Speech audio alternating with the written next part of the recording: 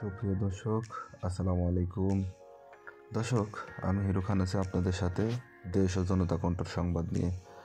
দর্শক, জানিয়ে দেবো আজকের আপডেট। তবে তার আগে বলে রাখি, যারা এখন আমার পেজটিকে লাইক এবং ফলো দেননি, প্লিজ আমার পেজটিকে লাইক এবং ফলো দিবেন, সেই সাথে বেশি বেশি শেয়ার করবেন, যাতে করে আমার এই ভিডিওগুলো প্রত্যেকটা মানুষের কাছে পৌঁছে যায়, সবাই যেন আমার এই ভিডিওগুলো দেখতে পারে। দর্শক, যারা ইউটিউব থেকে দেখবেন, আমার ইউটিউব চ্যানেলটাকে সাবস্ক্রাইব করবেন এবং পাশে থাকা বেল আইকনটি বাজিয়ে দিবেন, যাতে করে পরবর্তী কোনো ভিডিও দেওয়ার সঙ্গে সঙ্গে আপনারা দেখতে পারেন। তো দর্শক, ইতিমধ্যে যারা আমার পেজটিকে লাইক এবং ফলো দিয়েছেন তাদেরকে অসংখ্য ধন্যবাদ। দর্শক, আজকে আমি চলে আসলাম একটা গ্রামগঞ্জে। তো আমি গ্রামগঞ্জে এসেছি মূলত খবর কালেকশনের জন্য। বাইক নিয়ে যাত্রা করেছি খবর কালেকশনের জন্য। তো আমার সাথে কিন্তু আমার সঙ্গী হিসেবে আছে আমার পত্রিকার যে সম্পাদক জনাব আরিফুল ইসলাম সুমন। তিনি কিন্তু আমার সাথে আছেন।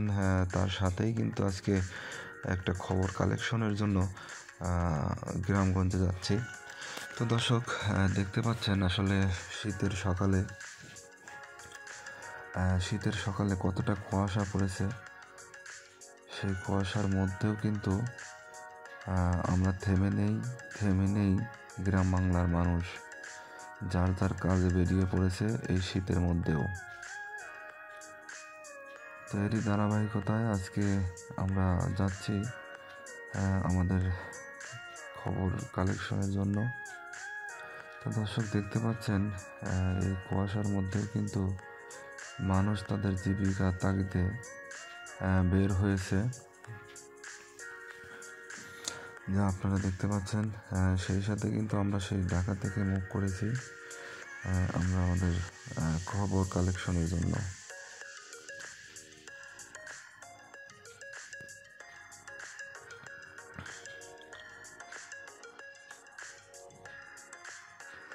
দর্শক, একটা কথা না বললেই নয়। দর্শক, আমি কিন্তু ইতিমধ্যেই আমার যে পেজ বা ইউটিউব চ্যানেল দেশ ও জনতার কণ্ঠ, এই নামেই কিন্তু আমি একটা পত্রিকার অলরেডি আবেদন করেছি এবং আমি অতি শীঘ্রই এই পত্রিকাটি লঞ্চ করব। আমি এই পত্রিকাটি আমার ব্যক্তিগত নিজের একটি পত্রিকা থাকবে, সেটা হলো দেশ ও জনতার কণ্ঠ, যা অতি শীঘ্রই আমি এটা আপনাদের মাঝে নিয়ে আসব। তো দর্শক, দোয়া করবেন আমার জন্য, আমি যেন খুব দ্রুত আপনাদের মাঝে দেশ ও জনতা কণ্ঠ পত্রিকা আপনাদের মাঝে তুলে ধরতে পারি।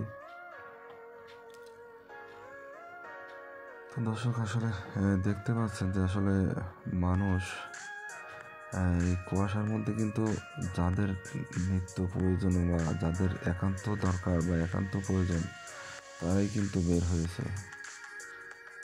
আর যারা কিনা এই কনকনে কুয়াশা বা শীতের মধ্যে বের হওয়ার প্রয়োজন নেই, তারা কিন্তু এখনও ল্যাপ মুড়ি দিয়ে ঘুমাচ্ছে দর্শক।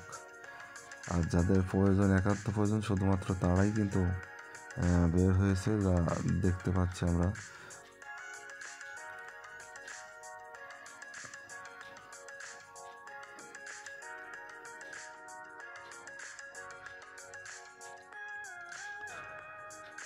দর্শক, দেখেন, যারা কিনা লেখাপড়া করে তারাও কিন্তু তাদের স্কুল বা কলেজে যাচ্ছে।